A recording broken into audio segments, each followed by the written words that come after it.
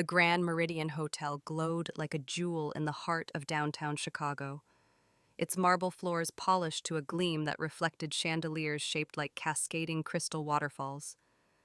Guests in tailored suits and satin gowns streamed toward the ballroom laughter and murmured anticipation rippling through the air. Somewhere a quartet played a lilting prelude, its notes rising above the buzz of voices. It was an evening of perfection to the outside world, a meticulously orchestrated celebration to be remembered. But for Maya Thompson, none of that mattered. She was late. Catastrophically, unforgivably late. Her emerald green bridesmaid dress swished furiously around her legs as she sprinted down the corridor, clutching the hem to avoid tripping. Her chest heaved with breathless urgency, her curls bouncing rebelliously with every hurried step. She had always prided herself on punctuality and precision. She was an architect, after all, a woman whose life was built on clean lines and careful planning. Yet today, chaos had claimed her. A delayed flight. A taxi was stuck behind an endless parade of honking cars. A traitorous pair of heels that had snapped at the last possible second. The universe had conspired to ensure she failed the one task she could not afford to forget, standing at her best friend's side on the most important day of her life. Her heart thundered not only from the sprint, but from the thought of Lauren, radiant serene, waiting at the altar. Maya had promised to be her anchor, her maid of honor, to ensure everything went smoothly. Instead, she was about to storm into the ceremony like a hurricane, disrupting the carefully choreographed harmony of it all. "Sorry," Maya gasped as she darted past a bellhop balancing a tray of champagne flutes. The young man staggered but miraculously did not spill. Maya didn't look back. The murmur of voices from the ballroom drifted closer, the swell of music signaling that the ceremony was about to begin. She quickened her pace, her pulse racing with desperation, and then it happened. Her heel caught on the plush carpet, and the world tilted violently. The bouquet of lilies she had clutched went airborne, scattering white petals across the marble like confetti. Her purse skidded out of her grasp, sliding several feet away. Maya braced for impact, humiliation tightening her chest until strong hands caught her around the waist, steadying her before she could crash to the ground. The scent of cedarwood enveloped her, rich and grounding, as if the world had conspired to offer her an anchor. Careful, a deep voice teased, threaded with amusement. "You're not running a marathon?" Maya, breathless, lifted her gaze and met a pair of striking green eyes. They were framed by dark blonde hair, neatly styled and set into a face defined by sharp lines that unexpectedly softened with the faintest smirk.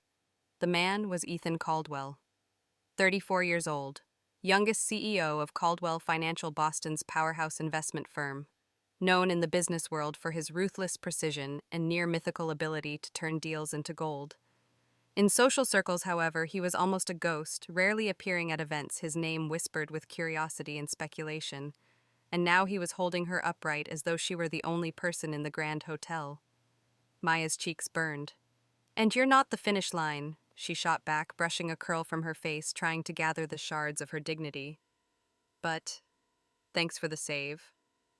His lips curved, the smirk warming into something more genuine.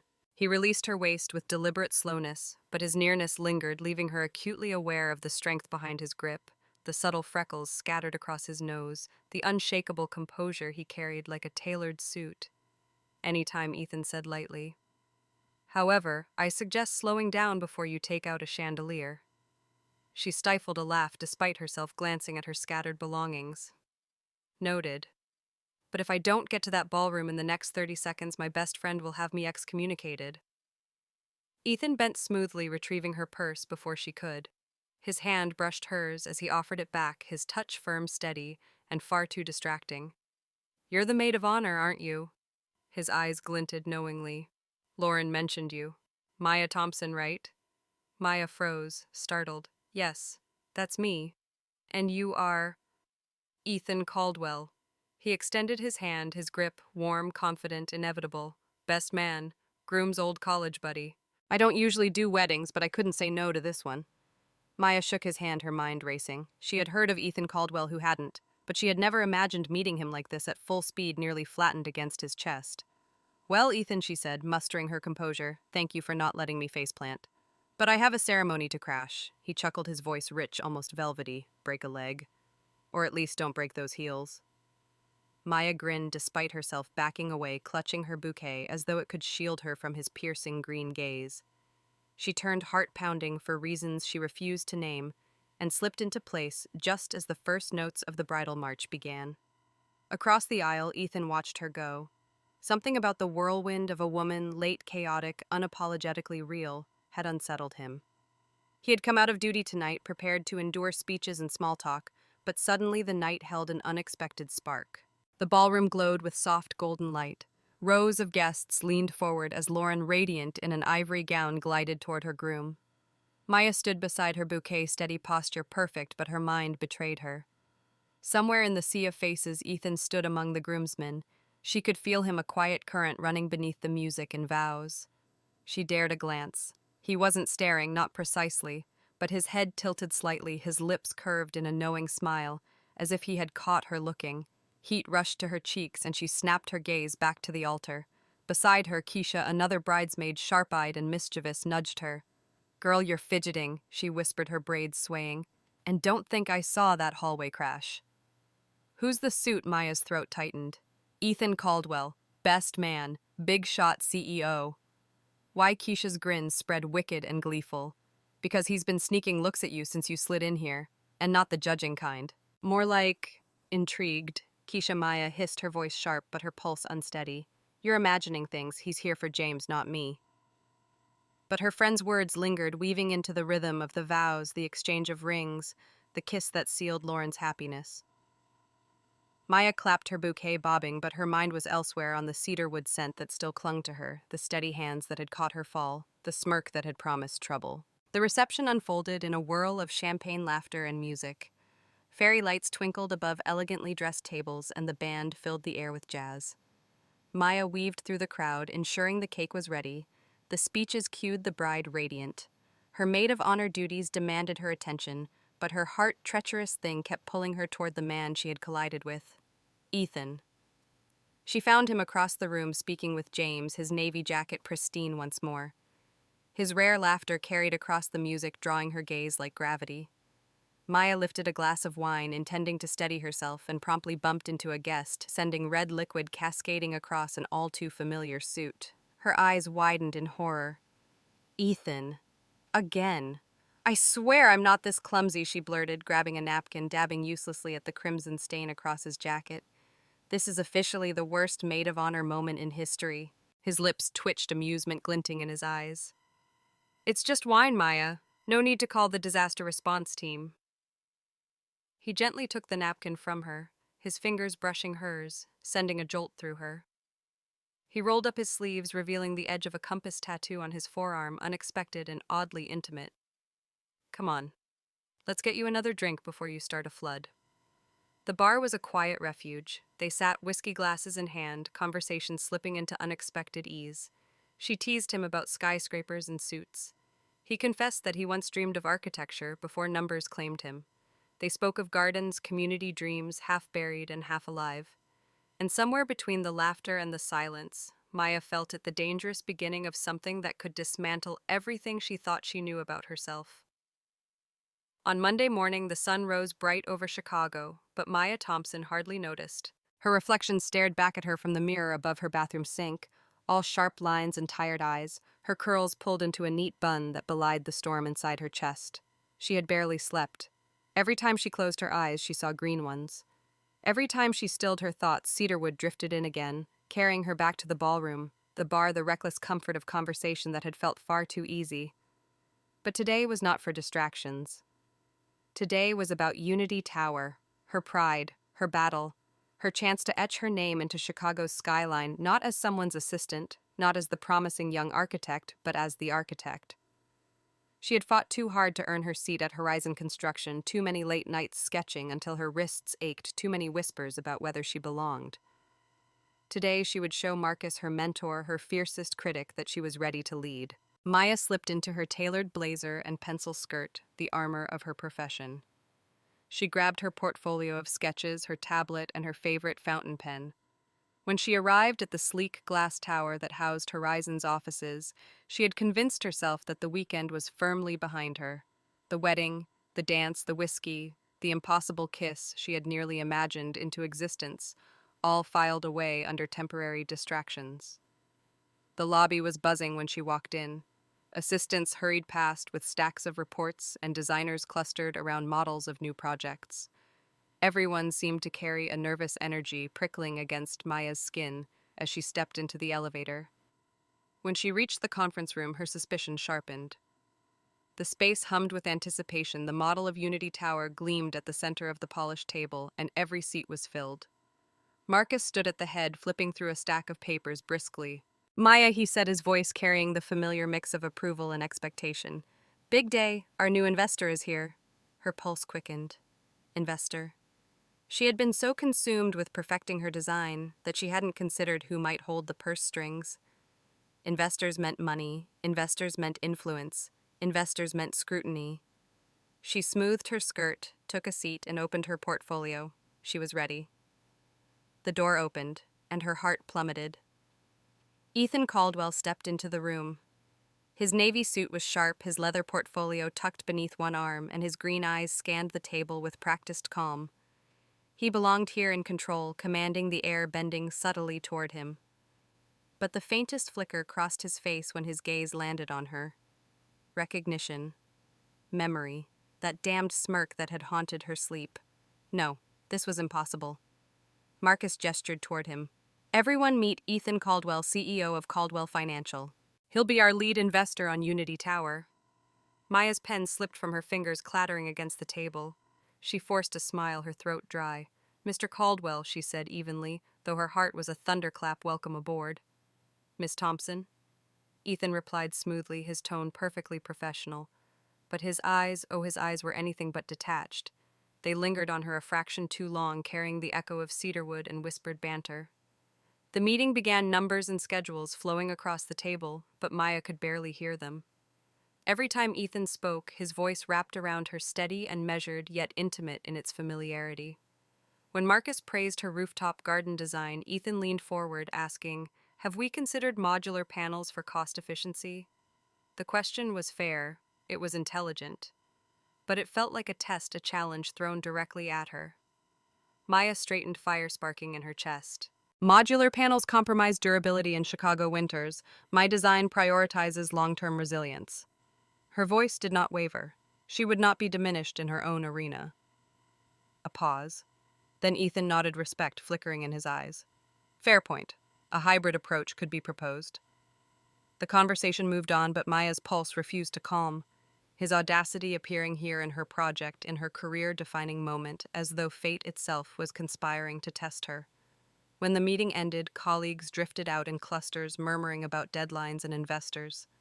Maya gathered her sketches with sharp movements, determined to escape before Ethan Maya. His voice was low, meant only for her. She froze. Slowly she turned. He stood near the door, portfolio tucked under his arm, his expression polite for the room, but softened just for her. Can we discuss the rooftop specs later? His mouth curved, the barest suggestion of a smile. Over coffee. Her chest tightened. She remembered how his hand had brushed hers at the bar and leaned closer during the dance, whispering words that still clung to her skin. Coffee was dangerous. Coffee was not just coffee. She lifted her chin steady despite the storm inside her. I'll check my schedule. And walked past him without looking back.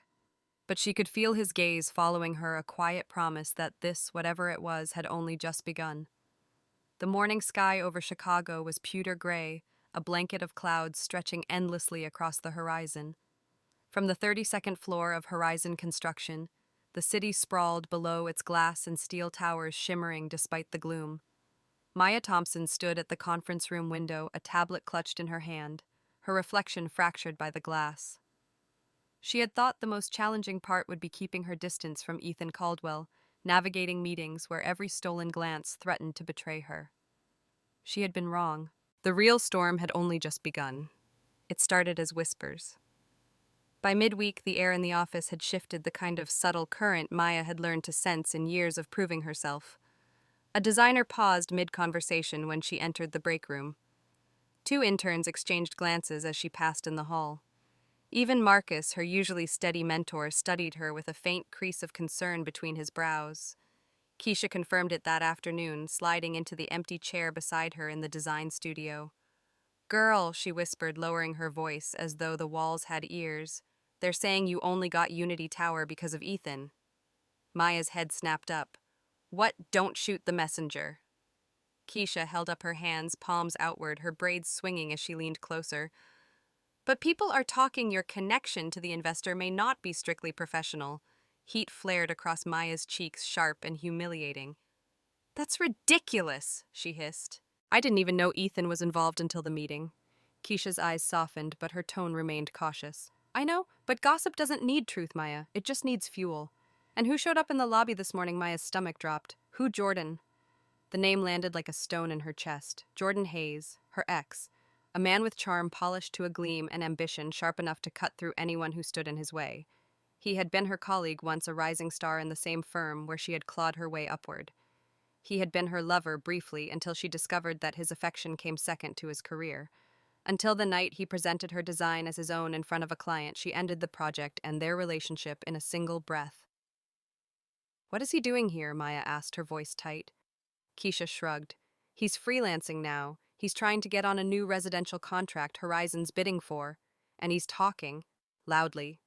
Maya's throat tightened. She could almost hear Jordan's smooth, practiced voice weaving poison into the air. Maya brilliant, sure. But she's always had connections. Always knew how to catch the right eye. Her hand trembled as she set her tablet down.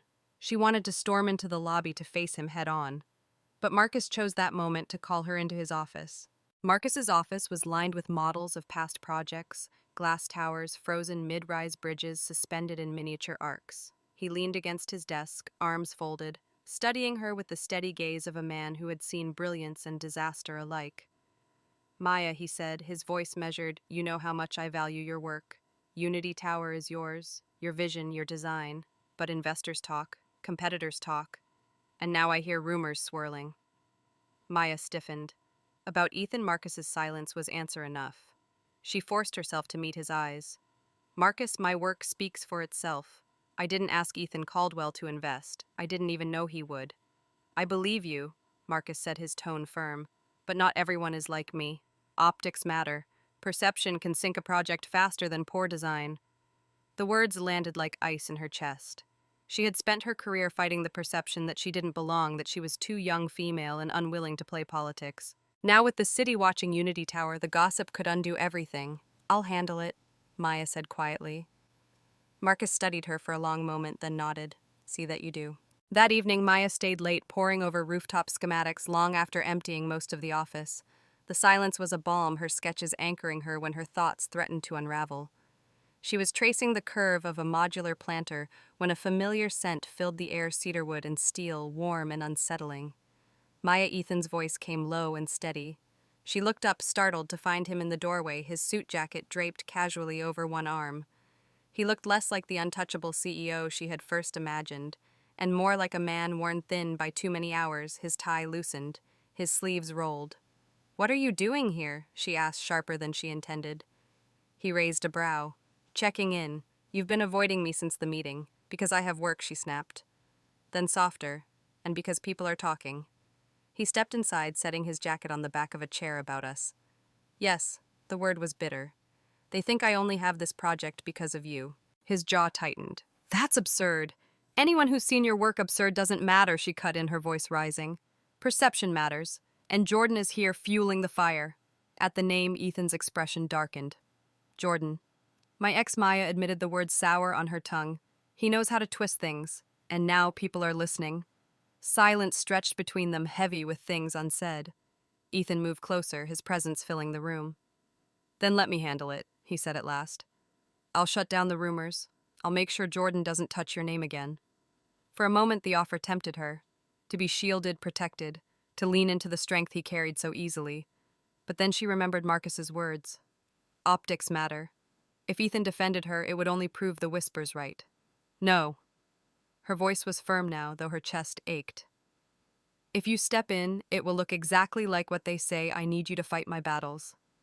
Ethan's eyes searched hers, frustration flickering. Maya, I'll handle it, she repeated. Something in her tone silenced him. Slowly he nodded, though the tension in his shoulders didn't ease. Fine. But know this, I'm not standing back because I want to. I'm standing back because you asked me to, and if he hurts you again. His voice dropped rough with promise. He'll regret it. Maya's breath caught. She wanted to close the distance between them for a heartbeat to let his steadiness anchor her. But instead, she turned back to her sketches, forcing her hand to remain steady. "Good night, Ethan," she whispered. He lingered a moment longer, then left the door closing softly behind him. The next day, the confrontation she had dreaded arrived. She was reviewing structural calculations in the studio when Jordan appeared as smooth as ever in a tailored gray suit, his smile sharpened by arrogance. His presence filled the room with old ghosts, the memory of betrayal disguised as charm. "Maya," he drawled as though they were old friends. "Still sketching rooftops at midnight, I see." Her pen stilled. "What do you want Jordan to congratulate you?" he said, his voice syrupy. "Unity Tower is impressive, though some say you've had powerful help this time." His smirk widened. "Not that I blame you. If I had Ethan Caldwell on my arm, I'd use him too." Rage flared in her chest, hot and undeniable. Around them, a few colleagues pretended to work, their ears tilted toward the scene. Jordan knew exactly what he was doing, planting seeds, letting them take root in whispers. Maya rose to her feet, meeting his gaze head-on. "Careful, Jordan," she said, her voice low but lethal. "Because the last time you underestimated me, you lost a contract. Repeat my name and I'll make sure you lose more than that." For a moment his smirk faltered. Then he leaned closer, his whisper meant only for her. "We'll see, darling." And he walked away, leaving silence and stares in his wake. Maya stood frozen, her heart pounding. She had fought back, but the battle was far from over. And as she sank back into her chair, she realized something chilling. The war for Unity Tower was no longer just about design or vision. It was personal. And she had no idea how deep the shadows of her past would reach.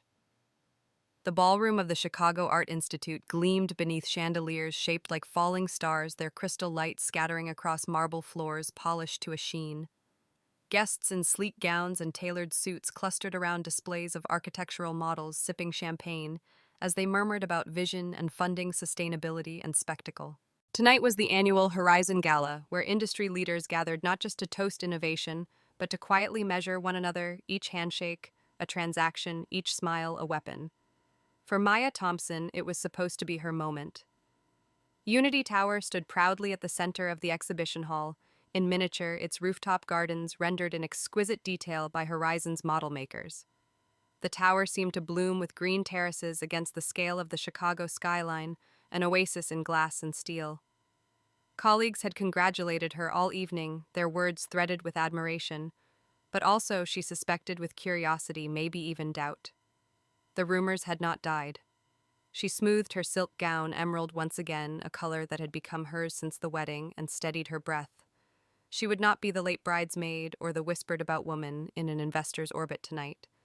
Tonight, she would be the architect whose vision could change a city. Across the room, she caught sight of Ethan Caldwell. He stood in quiet conversation with Marcus near the bar, his charcoal suit fitted with effortless elegance, his green eyes scanning the crowd with that steady, unreadable focus she had come to know. Their gazes met briefly, and something unspoken passed between them, an acknowledgement, a warning, a spark that refused to extinguish.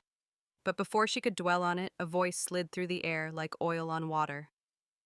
"Well, well," Jordan Hayes drawled, stepping into her circle of colleagues. His silver-gray suit shimmered under the chandelier, his smile polished to the point of cruelty, if it isn't Chicago's rising star, Maya Thompson, queen of rooftops. The group shifted, some uneasy, some intrigued. Maya forced her posture to be tall and her voice to be calm. "Jordan." He spread his hands, feigning innocence. "Don't look so startled. I wouldn't miss the chance to admire such a groundbreaking design." He circled the model of Unity Tower with deliberate slowness, his eyes glinting. "Though I do wonder how much of this vision is truly yours." The words landed like a spark on dry kindling. A hush fell around them, colleagues waiting, watching. Maya's pulse hammered, but her voice remained even. Every line, every rooftop, every detail mine. Jordan chuckled low and dangerous. "Of course. Though it helps, doesn't it, to have a particular investor in your corner? Ethan Caldwell's reputation precedes him. They say he doesn't back projects without incentive." Maya's throat tightened, fury simmering beneath her ribs.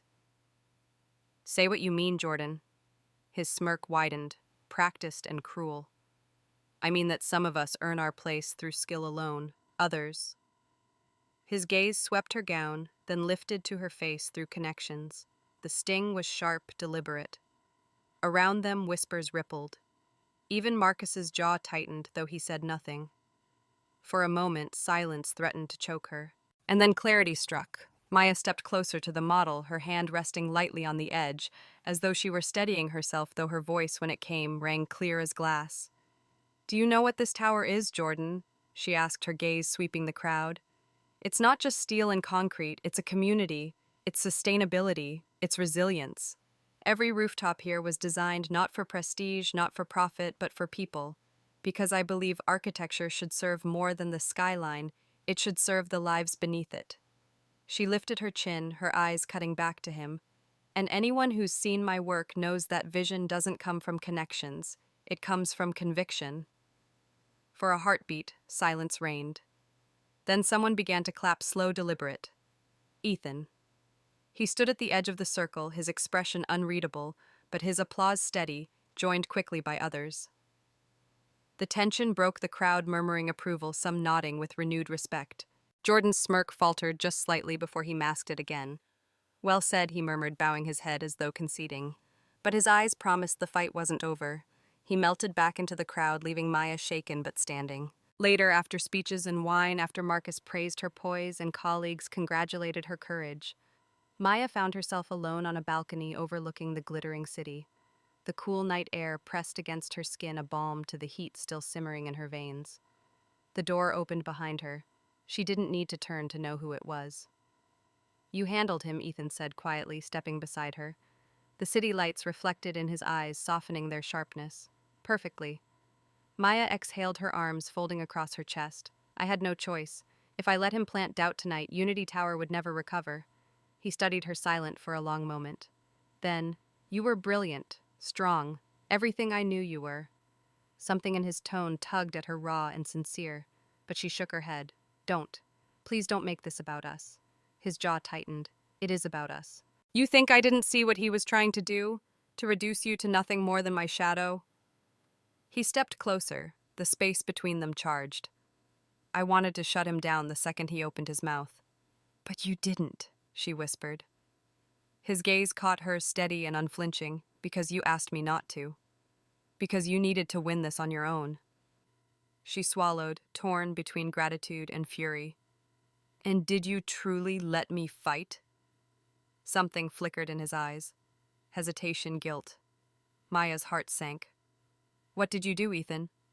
He looked away, his hands gripping the balcony railing.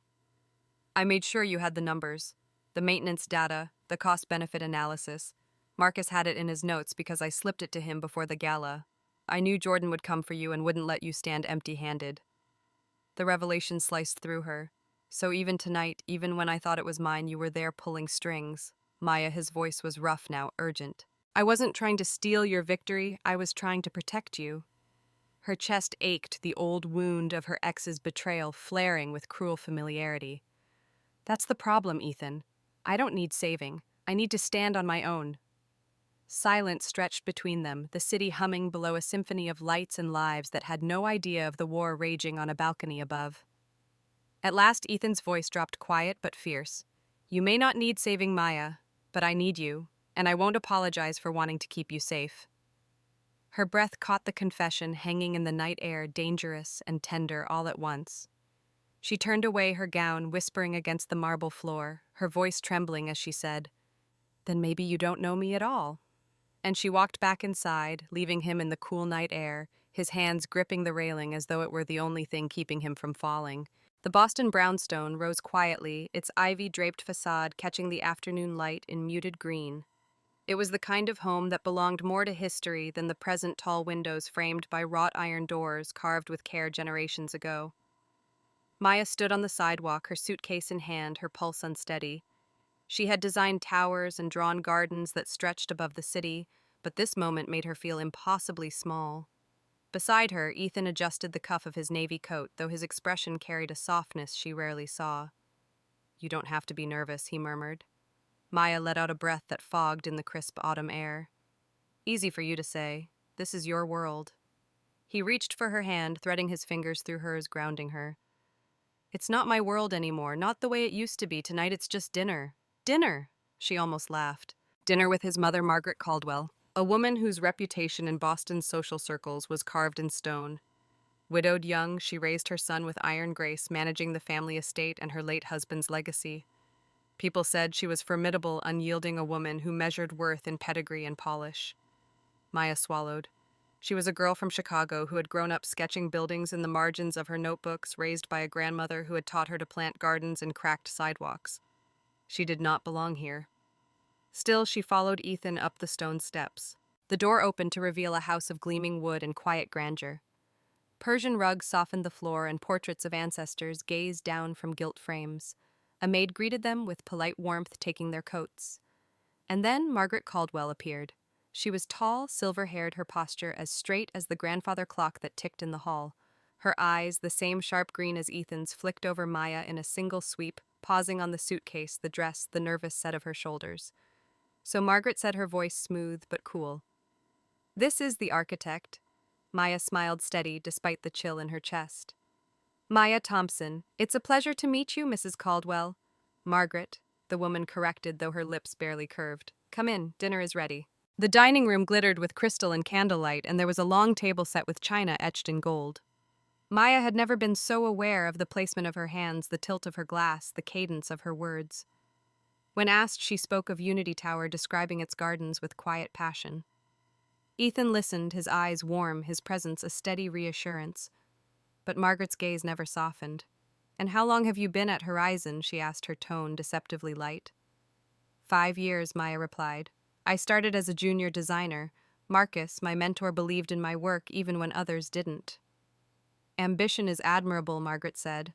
"Of course, one must be careful not to climb too quickly. It can look opportunistic." The word struck like a glass shattering. Maya's fork froze midway to her plate. She forced a calm breath. "I've never been interested in climbing, only in the building." Margaret's eyes narrowed as if weighing the truth of her words. Ethan set his glass down, his voice low but firm. "Mother." Margaret did not look at him. "And Caldwell Financial's involvement. That was a coincidence." "Yes," Maya said sharply, her composure slipping. "I didn't know Ethan was an investor until the project began." Margaret's lips curved into something resembling a smile for the first time. It was not kind. Then fate had a hand. The silence that followed was thick, broken only by the ticking clock and the distant clink of china. After dinner, Ethan led Maya into the garden behind the house, its hedges trimmed into elegant lines, lanterns glowing softly. The night air was cool, carrying the faint scent of roses past their bloom. "I'm sorry," Ethan said, his jaw tight. She had no right. Maya wrapped her arms around herself, her gown catching the breeze. "She doesn't think I belong." "She doesn't know you," he said fiercely. "She doesn't know what you've built, what you've fought for." Maya looked up at him, her heart aching. "It doesn't matter, Ethan. To her, I'll always be the girl who doesn't fit the mold. And maybe she's right. This world, your world, it wasn't made for me." His hands cupped her face, his eyes burning with urgency. "Then we'll make our own. Maya, I don't care what she thinks. I care about you, about us." Her breath caught. His words sank deep, dangerous in their tenderness. "You say that now," she whispered, "but family doesn't disappear. And I've spent too long proving myself to let someone strip it away with one word." His forehead pressed against hers, his voice a raw whisper. "Then let me stand with you." She wanted to believe him and let herself fall into the promise of his strength and love. But the echo of Margaret's voice lingered, opportunistic. Maya stepped back, breaking the fragile closeness. "I can't ask you to choose between me and your family." "You're not asking." Ethan said, his jaw set. "I already have." Her chest tightened, torn between desire and fear. She turned away, her voice trembling. "I need time." The silence stretched, filled only by the rustle of leaves in the night. At last, Ethan nodded. "Then I'll wait as long as it takes." Maya closed her eyes, the weight of his words pressing against her like the future itself, heavy, uncertain, but impossibly bright. Chicago's skyline shimmered in late afternoon light, its towers gilded in amber as the sun dipped low. From her corner office at Horizon Construction, Maya pressed her pencil to paper sketching rooftop layouts with a precision that belied the storm inside her chest.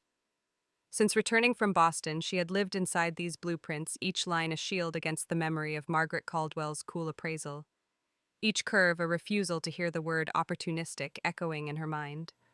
She told herself it was focus, discipline, proof that she could rise above doubt. But the truth gnawed at her, the rejection had lodged itself deep, and no number of late-night sketches could dislodge it. The knock at her office door startled her. Busy Keisha leaned against the frame, a latte in hand. Her eyes, sharp but kind, scanned Maya's weary posture. Or hiding, Maya forced a smile. Both. Keisha stepped inside, setting the latte on Maya's desk. I heard about Boston. Don't look at me like that news travels fast regarding the Caldwells. People talk. People always talk, Maya murmured, tracing her pencil across the page. True, Keisha said, sinking into the chair opposite. But will you let one icy glare from his mother undo everything you've built? Maya's chest tightened. It wasn't just a glare, Keish. It was a verdict. She made it clear that I'll never belong in his world. Keisha leaned forward, her voice gentle. Then make your own world with him. Ethan's not his mother. Maya opened her mouth, but the words caught. She wanted to believe it. She almost did. But fear, old stubborn familiar, held her tongue. Before she could answer, her phone buzzed a text. One name on the screen froze her blood. Jordan Hayes. We need to talk just 5 minutes. I owe you that much. He waited in the cafe across from Horizon, a place Maya rarely visited, but couldn't avoid now. The smell of roasted beans hung in the air, mingling with the low hum of conversation. Jordan rose when she entered, his smile practiced but softer than she remembered. Maya. He said, his voice threaded with a warmth that hadn't been there before. Thank you for coming. She crossed her arms, her blazer tightening across her shoulders. 5 minutes. Talk. He gestured for her to sit. Reluctantly, she did, perching on the edge of the chair like a runner ready to bolt. I was wrong, Jordan began. Back then. With us. With your designs. I was ambitious, reckless. I hurt you. His eyes, dark and steady, searched hers. And I regret it. Maya's laugh was sharp, humorless. You don't regret what you did. You regret getting caught. He flinched but pressed on at first. But seeing you now leading Unity Tower, standing in rooms I used to dominate, I know what I threw away. You deserved better. You still do. Her heart clenched anger and something like pity warring inside her. Why now, Jordan? Why pretend to care after all this time? He said softly. Because I saw you about to repeat the same mistake, tying yourself to a man whose world will never accept you. Ethan Caldwell may say he loves you, but people like his family, they don't bend. You'll end up losing yourself to prove you belong, just like you almost did with me. The words landed heavy, cruel, because they brushed the edge of truth. Margaret's voice echoed in her mind, cold and dismissive. Opportunistic. She pushed back her chair, standing. We're done, Jordan. Whatever game you're playing, it won't work this time. But as she turned to leave, his hand brushed her arm, too light to be forceful, too deliberate to be accidental. And that was the moment Ethan walked in. The sight was a punch to the gut. Ethan stood frozen at the cafe's entrance, his eyes locking onto Jordan's hand on Maya's sleeve. In a heartbeat, his expression hardened. Green eyes, sharp jaw set, every line of his body tense. Ethan Maya began stepping back, but he was already striding forward. Is this what passes for 5 minutes? Hayes, Ethan's voice was low, dangerous, carrying the weight of boardrooms and battles won. Jordan withdrew his hand, his smirk returning like armor. Good to see you too, Caldwell. We were reminiscing. Ethan's gaze snapped to Maya, searching, burning. Reminiscing. Her pulse thundered. It wasn't like that. He asked to talk, and I agreed, that's all. But doubt flickered in his eyes, not of her, she realized with a sick twist, but of the world circling them, of whispers, optics, and how even an innocent moment could become a weapon. Ethan stepped closer, his voice rough. You don't owe him anything, Maya. She bristled, the tension snapping inside her. I don't need you to tell me what I owe. I can decide for myself who I speak to. The silence that followed was taut, unbearable. Around them, the cafe had hushed customers stealing glances at the storm brewing between 3 figures who seemed carved from a different world. At last, Jordan chuckled, slipping into the role of spectator. Careful, Caldwell. Not every battle can be won by throwing money at it. Ethan's jaw flexed, but his eyes never left Maya's. We'll talk later, he said, his voice tight. and without another word he turned and left the bell above the cafe door chiming like a gavel. Maya stood rooted, her heart splintering. She stood her ground and proved she could stand without Ethan's shadow, but now in the wreckage of his retreat all she felt was loss. That night she found him on the Riverwalk, where their first kiss had broken every rule she had sworn to keep. The city lights shimmered on the water, their reflection fractured by ripples. Ethan stood at the railing, his coat collar turned up against the wind, his hands gripping the iron as though it might keep him steady. "You left," Maya said quietly, stepping beside him. "I had to," he replied, his voice low. "If I stayed, I would have done something I'd regret." Her throat tightened. "You think I invited him back into my life?" His gaze cut to her, fierce and pained. "I don't doubt you, Maya. I doubt him. I doubt this city, these whispers, the way people twist what they see. I've lived in that world for too long not to know how fast it poisons everything." She swallowed hard, the words scraping her chest. "And you think I can't survive it?" He said he didn't have to, breaking with something raw. "You deserve a love that doesn't make you fight daily to prove it's real." Her breath caught. "So, what are you saying? Should we give up?" His eyes searched hers, filled with a storm she couldn't name. "I don't know how to love you without hurting you." The confession tore through her. For a moment she wanted to close the distance, to tell him love was worth the scars. But pride, fear, and Margaret's voice tangled inside her, pulling her back. She stepped away, her whisper barely audible above the wind. "Then maybe we don't know how to love at all." Ethan's face tightened, anguish flickering before he masked it.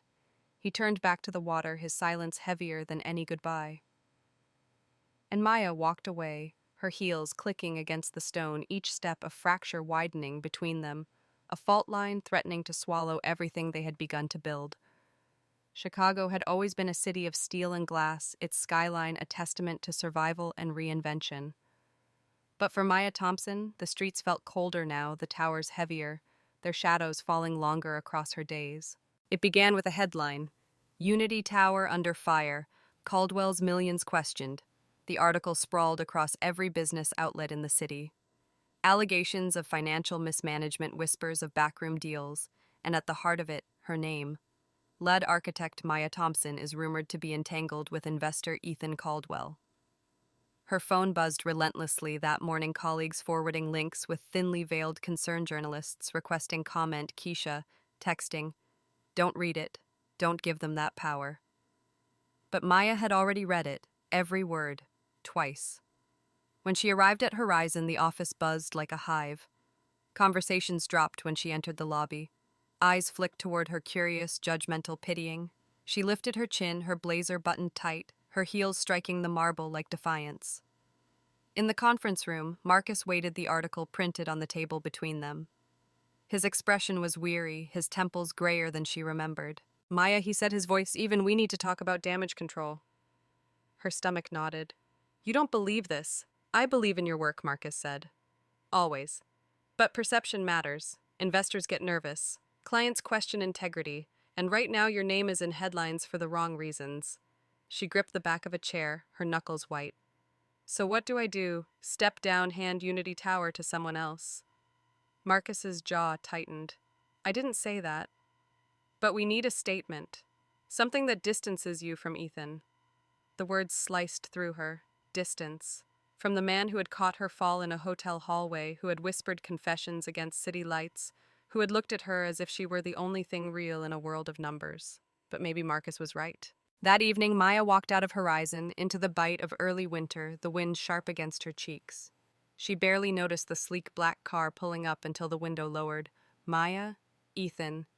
He was in the back seat, his green eyes shadowed with exhaustion, his tie loosened as if he had been fighting battles since dawn. "Get in," he said quietly. Against her better judgment, she did.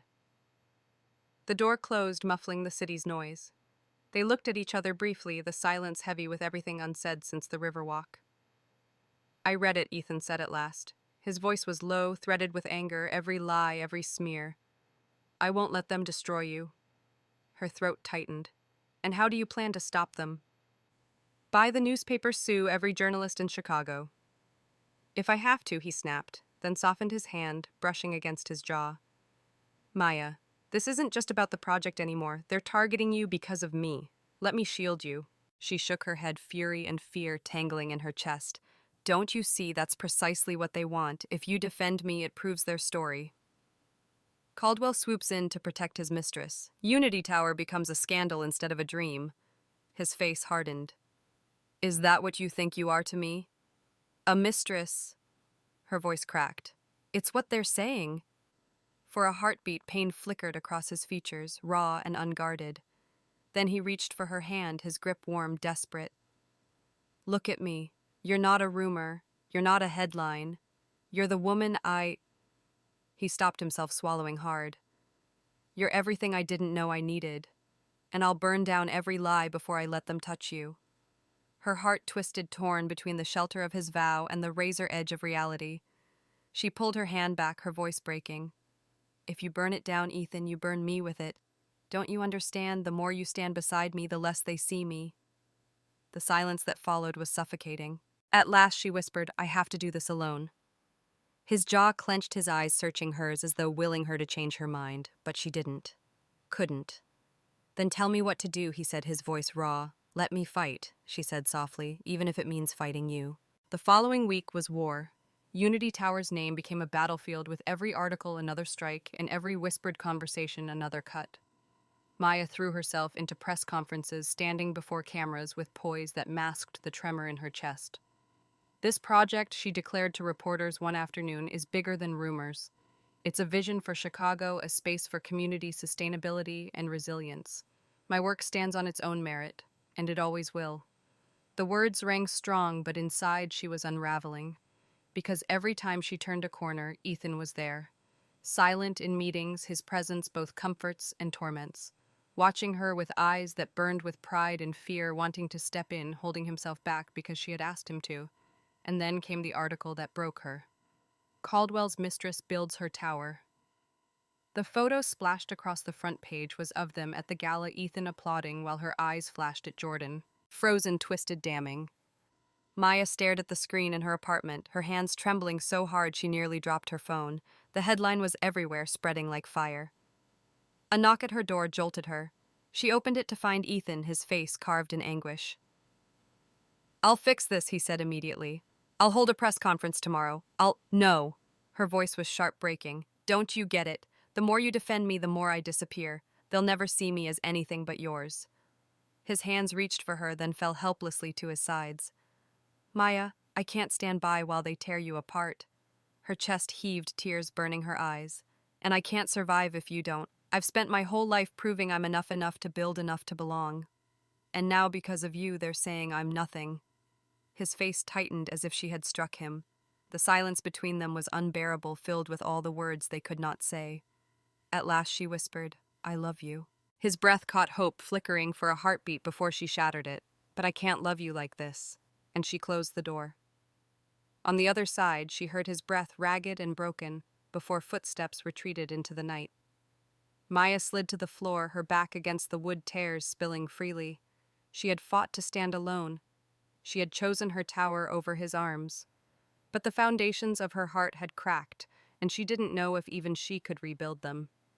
The storm had not passed. It had only gathered strength. A week after the scandalous headline, Maya walked into Horizon's office to a silence that cut sharper than whispers. The Chicago Tribune had run a follow-up article quoting anonymous sources and dissecting her every move as if Unity Tower itself were a crime scene. The words lingered in every glance cast her way. She only got the project because of him. She's a figurehead, not a leader. She's Caldwell's mistress with a blueprint in her hands. The comments stung, each one, a blade twisting against years of late nights, missed holidays, sketches drawn in cramped apartments with trembling hands and boundless determination. She had earned Unity Tower brick by brick, idea by idea, but none seemed to matter now. Marcus summoned her to his office that morning. His jaw was tight, his fingers steepled. The board is nervous, he said. Investors want reassurance. They don't care about rumors, Maya, they care about perception. She knew what he was asking without him saying it. You want me to step aside? Marcus's silence was confirmation enough. Her throat closed, but she lifted her chin. I won't. Then you'd better prepare for a fight, Marcus said, his voice softer, tinged with regret. Because right now you're bleeding in shark-infested water. That evening, Maya returned to her apartment, drained her bones, heavy, her chest hollow. She dropped her bag, pressed her forehead against the door, and closed her eyes. For once, she wished for silence. Instead, she found Ethan. He was waiting inside, standing by the window as if he belonged there. His green eyes met hers, shadowed with exhaustion, but his posture was steady, resolved. "I told you not to come," she whispered. "I can't stay away," he said.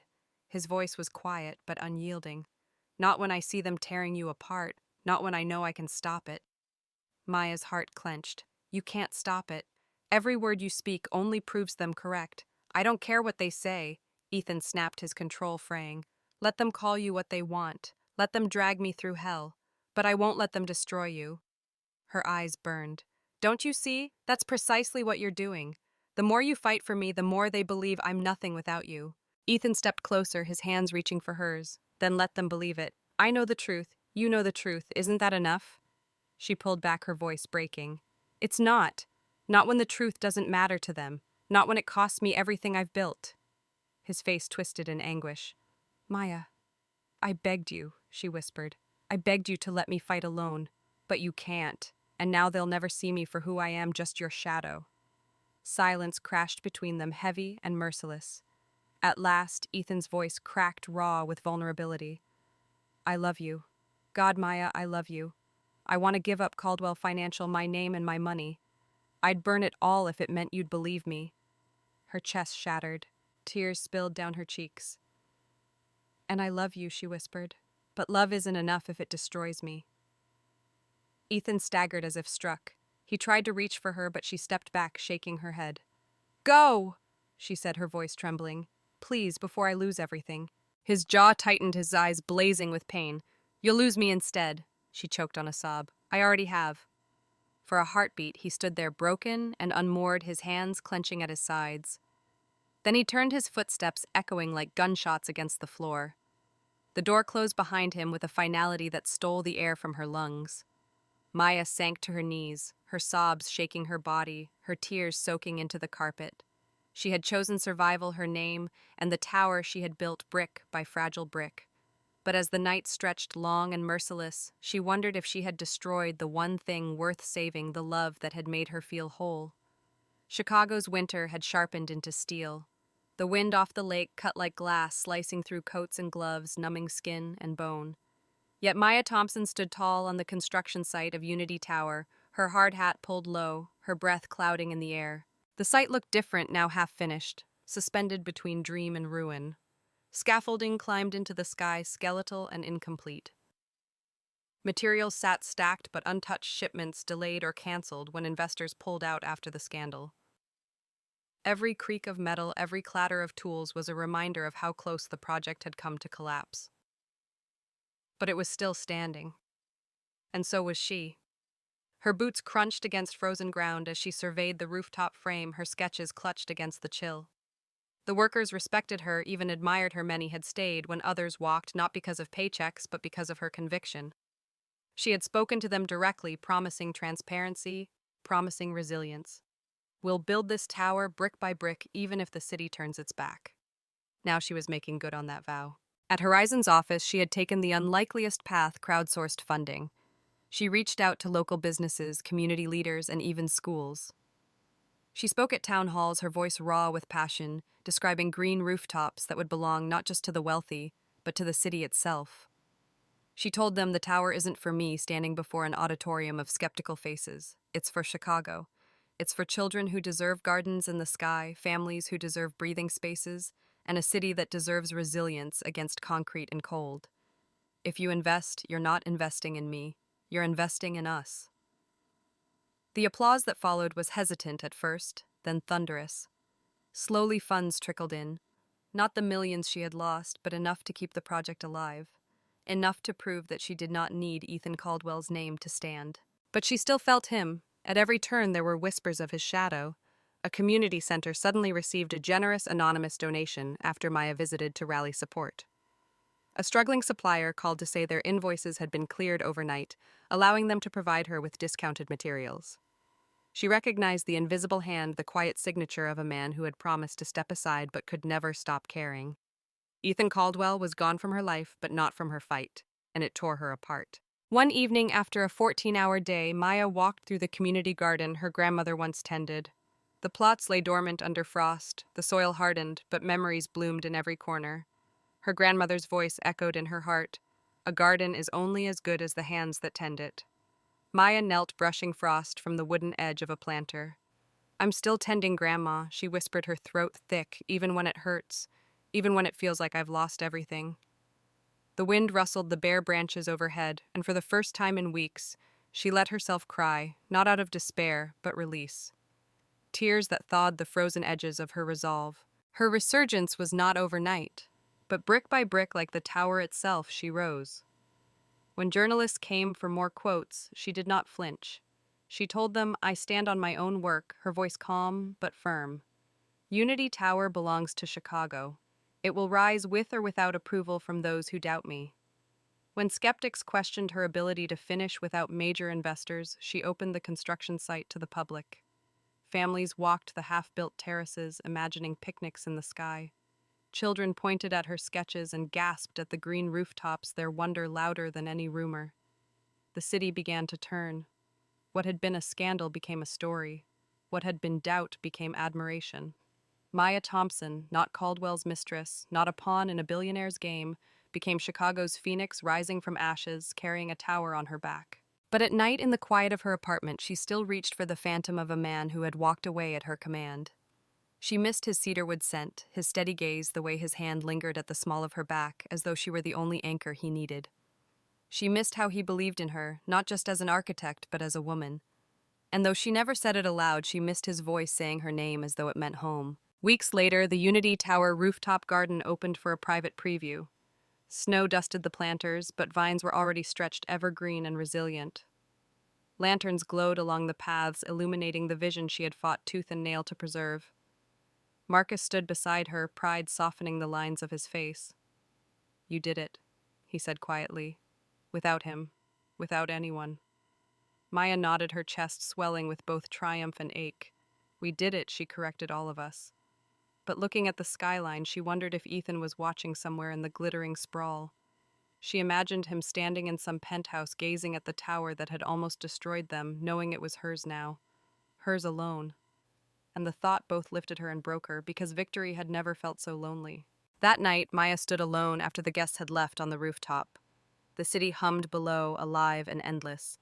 She traced her fingers along the planter's edge, her breath clouding in the cold.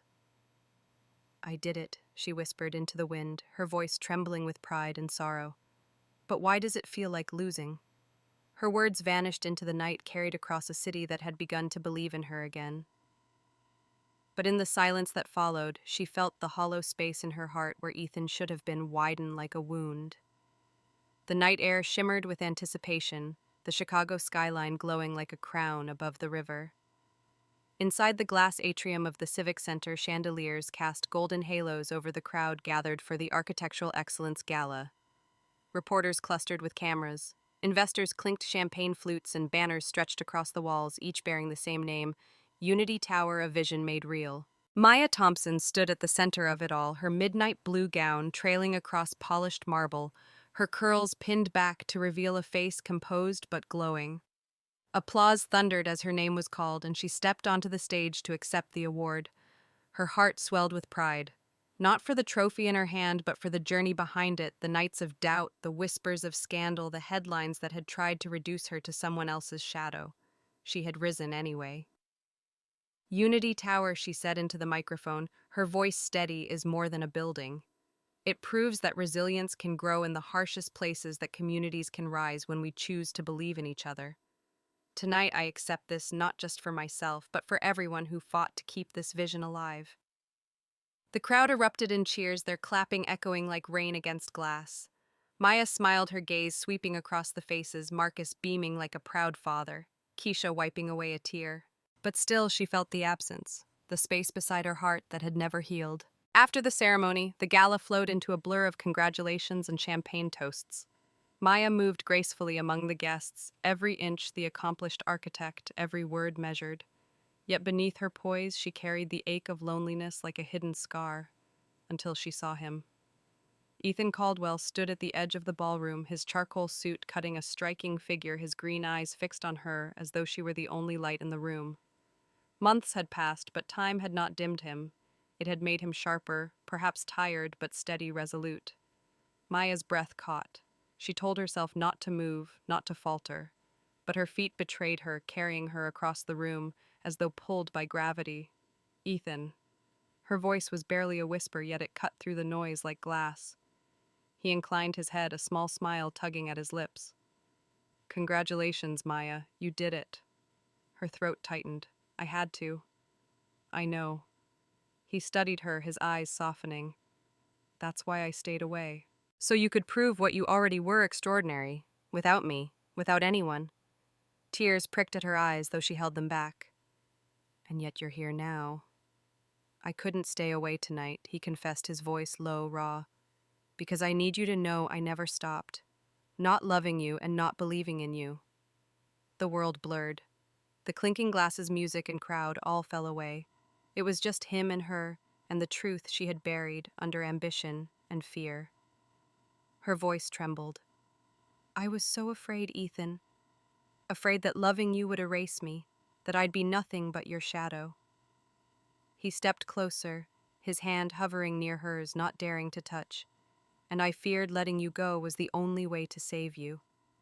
But I see now I was wrong. Love isn't supposed to shrink us. It's supposed to build us. The tears she had held back spilled warm against her cheeks. I don't want to stand alone anymore. I want to stand with you. Finally, his hand found hers, firm and steady, grounding her like he had the first day in that hotel hallway. Then let's build something new, together. The weeks that followed were a whirlwind of rediscovery. Ethan did not overshadow her. He walked beside her. When she spoke at universities about sustainable design, he sat in the back row unnoticed, just listening. He credited Maya's vision for inspiring and encouraging him when he launched a new foundation to support community projects. They no longer fought over the weight of their worlds. They carried it together. One spring evening, months after the gala, he invited her back to Unity Tower. The rooftop garden, now lush with vines and wildflowers, glowed under strings of lanterns. A table was set with her favorite dishes, the city stretching out below like a sea of stars. Maya laughed softly as she stepped into the garden. Déjà vu. You've been planning something, Caldwell. His grin was boyish, unguarded. Guilty. Ethan rose as they finished dinner, and his hand slipped into his pocket. Maya's breath hitched as he knelt before her, the city lights catching the emerald stone of the ring he revealed. Maya Thompson, he said, his voice thick with emotion. You walked into my life like chaos and stayed like home. You've taught me that love isn't control or fear, it's faith. Faith in us. I don't want a life without you. Will you marry me? Her hand flew to her mouth, tears streaming freely now. She whispered, then louder, surer, yes, 1,000 times. He slipped the ring onto her finger, the emerald glowing like a promise, and she pulled him into a kiss that tasted of salt and laughter and forever. Their wedding came months later in the rooftop garden of Unity Tower. Wildflowers lined the aisle, lanterns swayed in the breeze, and the city stretched like a witness. Lauren stood at her side, Keisha grinning from the front row. Marcus dabbed his eyes discreetly with a handkerchief. Ethan's vows trembled as he spoke them. I promise to stand with you, to fight beside you, and to believe in every dream you dare to dream. You are not my shadow, Maya, you are my light. Her voice was steady, radiant. And I promise to love you not in fear, but in faith. You are not my foundation, Ethan. You are my wings. The cheers rose into the Chicago sky when they kissed, wrapping them joyfully. Later, as they danced under the stars, Maya leaned close, her lips brushing his ear. There's something I haven't told you. He pulled back his brow, furrowing. What is it? She smiled through tears, her hand resting against her stomach. We're not just building towers anymore. We're building a family. Ethan's eyes widened, then filled with tears. He laughed, a sound unguarded, overflowing, breaking the last of the walls between them. He kissed her again, fiercer, gentler, like a man reborn. And at that moment, amid the flowers and the city lights, Maya knew that she had not chosen between love and ambition, between independence and belonging. She had chosen both, and together they would build a tower and a life. If Maya and Ethan's journey moved you from chaos in a hotel hallway to vows under the stars, Don't forget to like this story, comment about your favorite moment, and subscribe for more love stories that will keep your heart racing.